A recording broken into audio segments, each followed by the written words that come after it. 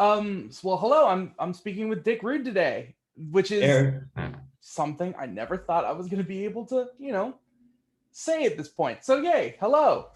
hello, Eric. Thanks for having me on the show. Thank you so much. I'm here talking for the Music City Drive-In, and so I'm here to talk to you about Quit. Okay. Have you been doing a lot of these sort of interviews for this new release? A fair amount, not too many, not to the point where I'm worn out and my answers will be hackneyed. Are there any questions you're tired of? No. Okay.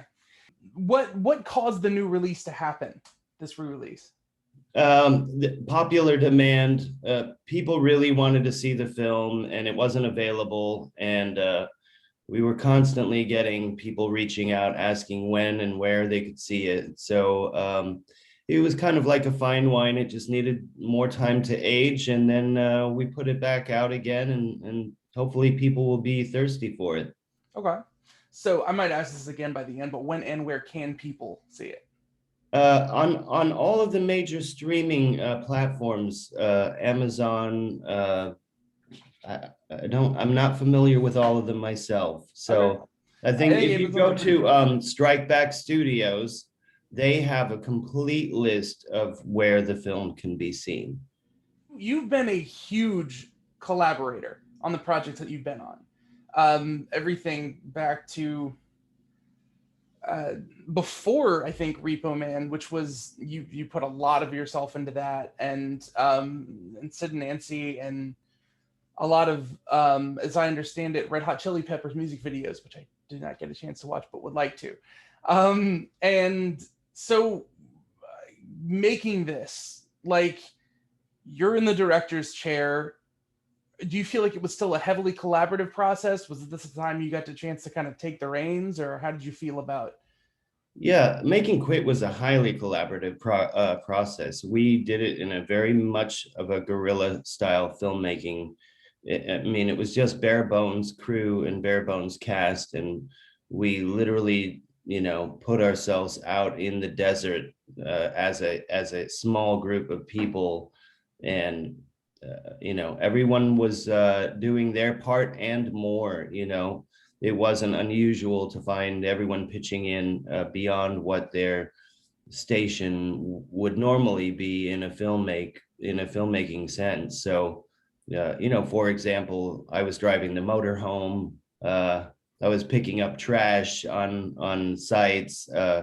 Everyone pitched in completely and 100% to make this process doable Mhm. because it was so skinny and low budget.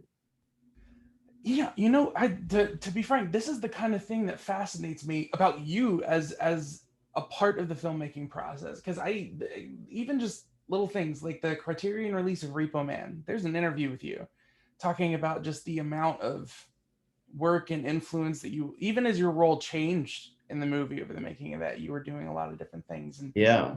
so, and I know you're like homegrown LA, like you are like are really part of that world. And so it feels so much like when I'm watching something either by you or that you're involved in, that you're getting like an insight into what that is like to like live there and be a part of that world and that kind of thing, and that fascinates me. So music and movies, big parts of your life, it seems like.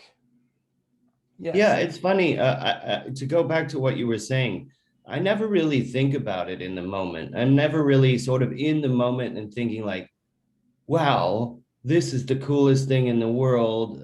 I'm in a scene or I'm directing Harry Dean Stanton or, maybe once in a while where it's pretty epic and I step back and I go, oh my God, I'm acting in a scene with Dennis Hopper and Grace Jones right now.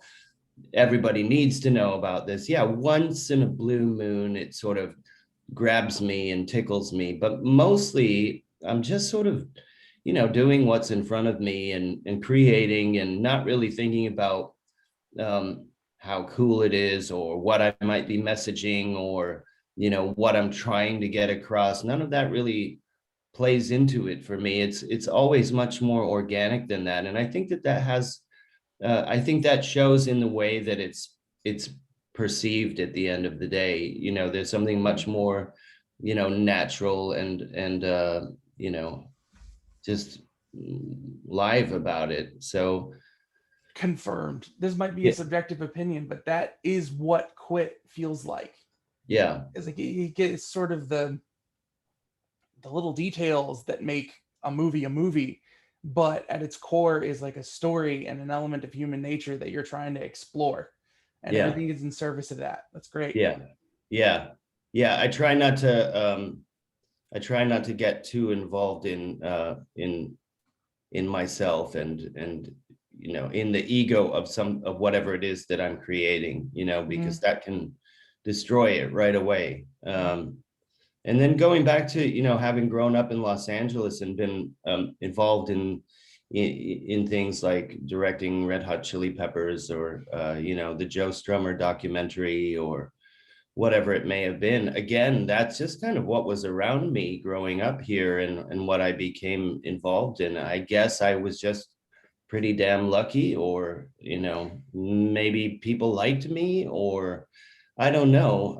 That just was sort of that was my path. And so it was, you know, it was fun. It's been fun. I don't really look back on my body of work and think, "Ah, I wish I wouldn't have done that one," or, you know, there isn't anything that I'm not really pretty proud of.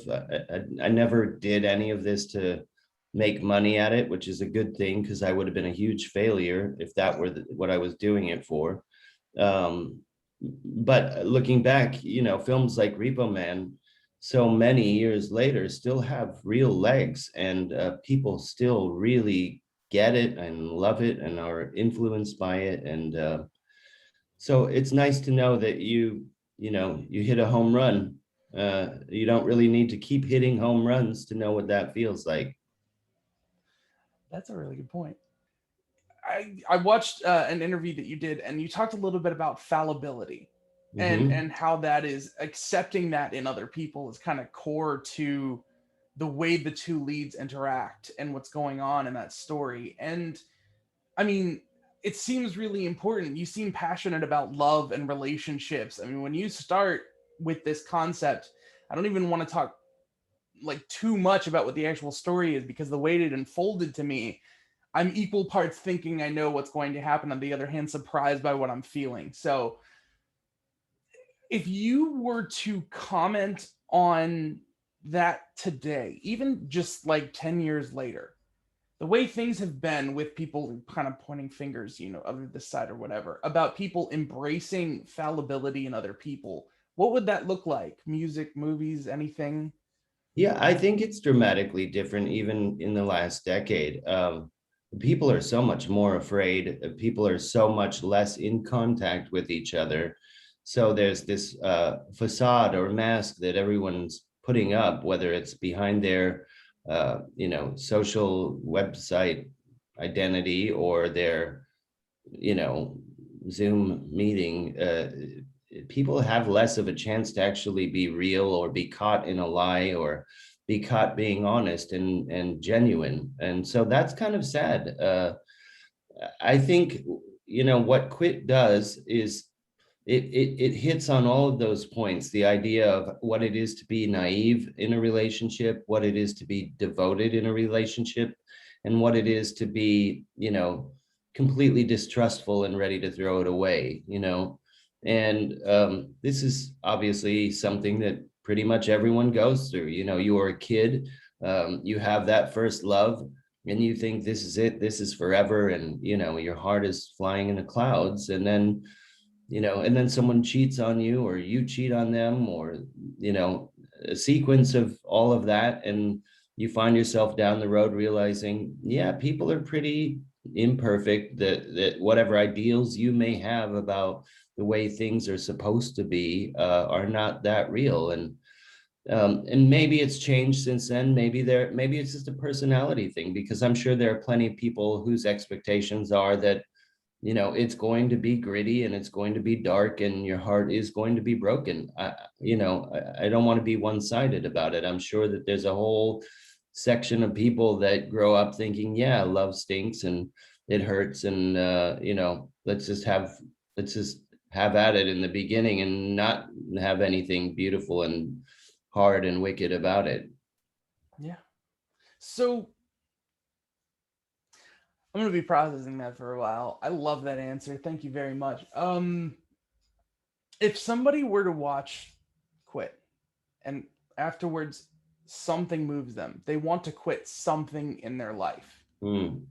I can't necessarily put my finger even on what that would be, but what would your next step be? Um, well, it's all, and I think Quit really does this. So, just for your listeners, the film is about a couple that go away to the desert to quit smoking together, which is a metaphor for their relationship. And so, um, what it really does, it doesn't advocate for quitting or continuing anything, whether it's a relationship or smoking or overworking or working out too much or drinking or whatever it may be that people get involved with in the name of pleasure that ultimately brings them pain. Anything that we do that makes us feel good that becomes excessive and we don't really have control over. Um, and so I guess my answer to you would be the first step is really to have the awareness of it. And if there's a desire to break away from that relationship, again, to whatever substance or person that is, one needs to really keep in mind that you can keep trying. If you don't succeed the first time, the idea is just keep trying, because ultimately you can. It's not impossible. Having the awareness and having the desire to quit something is really at the core of it. Yeah. When you're working with these actors, there's a lot of intimacy on the screen Mm-hmm. in many different forms, and but it feels genuine. Could you talk a little bit about how that was in the creative process, about having someone feel that comfortable being vulnerable, like how you get to that point? I can, but I don't know that I'm able to give you the answer that you would expect or want to hear, which is that I don't really think that I'm a very good director when it comes to actors. And my experience with Quit was that I collaborated on a good script that some good actors were able to interpret and bring across without a whole lot of help from me, other than I gave I gave them the place to do it in and the canvas to paint on.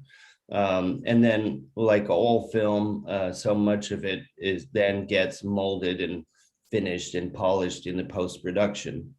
I don't know if you would interview the actors, if they would sit there and tell you that, oh, Dickie was so great to work with. He really let me do what I wanted to do, and we brought it across. I think that they probably would say, this was really hard to do. And there wasn't, from my part, there wasn't a lot of time to really practice being a director. It was so logistically bang, bang, bang that it was sort of, yeah, set up, go, no, that's not good. Do it again. And that's good enough. So um, I don't know that I made anybody comfortable, to be honest with you. Maybe they just knew the characters and were well prepared enough, or maybe they just really internalized what it was that they were doing, if you perceived this as really genuine. Okay. And again, yeah, so it's a collaborative process. So when you were deciding, like when you were writing this, like what was really driving you? Was it sort of the core idea you mentioned before, or what sort of brought you to make this? um, I had been spending a lot of time out in the desert, and I had recognized how dangerous the desert was. And I myself had been out to the desert to quit certain things in the past in my life, because it felt like a good place to isolate and sequester oneself away from whatever that thing was, whether it was a person or a substance. And it just seemed like a really nice metaphor for the dangers of being in a relationship as well. They're love and the desert are such dangerous landscapes. They can be so beautiful and so threatening in the same breath. Okay. And so again, with the lead characters, the way that they interact, um I think you've mentioned this before, how some people will say back to you that they recognize, someone in my life has talked to me this way. I recognize some truth in what people are saying. Like, for you, was that just sort of a natural kind of what you hear when you think of a relationship, or even in the simplest form, an argument? Or was it just sort of, this is what I know to be true and it works? Or I think a good writer doesn't always write from their own experience, and I've been challenged to write things that I know nothing about, and have sort of read back and said, I must be out of my mind. I don't know what I'm talking about here. I don't, my characters do not fit this story. This story does not fit my characters. And other times where you're writing something personal that's based in your experiences, and you can riff off of that, and it feels right. At the end of the day, I don't think the audience really knows what a writer's writing from. You know what I mean? No one's, well, most people aren't sitting around going, oh, that writer must have been in this situation. And sometimes when the writing is bad and really kind of cliche, it strikes me over the head of like, oh, they were sitting there at the computer, the typewriter, and they thought that that was a clever thing for that character to say. And, really it's just them patting themselves on the back when that character really would have never said that thing. But most people aren't sitting around analyzing the dialogue or the scenes that way. They're either buying into a story or they're not. And I don't really think about it in the process, but to your point, when I was auditioning the actors, and I've said this in other interviews, what I kept getting feedback on was that at the end of the readings, people were coming up to me saying, it's like you were in the room when you wrote this. I've been in this exact situation. I've had this exact dialogue. And so it really did start to sink in that I had tapped into some sort of core dynamic that exists between men and women in a relationship, both with the fighting and with the intensity of being in love. And so how I did that, I don't know, but I'm glad that it resonated, and I hope that comes across in the film for the viewers. At the end of the day, I'd like people to really love it or really hate it, but nothing in between. okay. I like that. That was my big question was, what takeaways would you like people to have for the movie? So that sort of answers that question. But is there anything else in terms of like moments, or other anything else you'd like people to hopefully take away from watching Quit? Just to have an awareness, sort of a meditation about life. You can, again, I'm not advocating for smoking or not smoking. I'm not telling anyone what to do. Just to be able to have an awareness of what life brings, and to be present to go through that, and with all of its,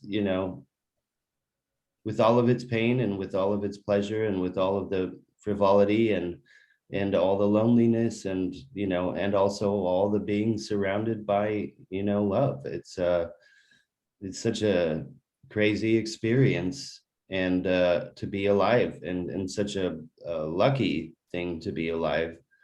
It's so difficult to be owned by anything in this life, and so easy at the same time. And it's okay to be owned. It's just necessary to know that that's what you have allowed yourself to be or are subjecting yourself to. A lot of moments come to mind that I want to ask so much about, like the couple that they meet at the resort who play instruments and then leave when the tarantula has bitten one of them, or the Snoopy dance. So many little creative choices in the movie. Were there any influences? Are there any other movies you'd recommend that kind of inspire you to make choices? Or No, and I wouldn't say for this film. I, I mean, it's pretty much. I I thought that I was writing an hour and a half dialogue between two people, and that would get really, really boring, and at least for me. So it was important to bring a lot of levity to that with some beautiful and funny cameos. And so I hoped to interject that into something that otherwise would have been, an emotional roller coaster. So, is there anything else in particular that you'd like listeners to know, other than where to go and where to get access to this? Go check out the movie. Apparently, we want people to review it so that more people will understand that it's available to watch, and maybe it can catch a little fire and become something that's on people's bucket list. For sure. Okay. Thank you so much for your time. Thank you for having me on Music City of Drive-In. Please go see Quit. I think that you will watch it. I don't know whether you'll like it. And could you tell us one more time the website that'll tell us where we can watch it? Strikebackstudios.com.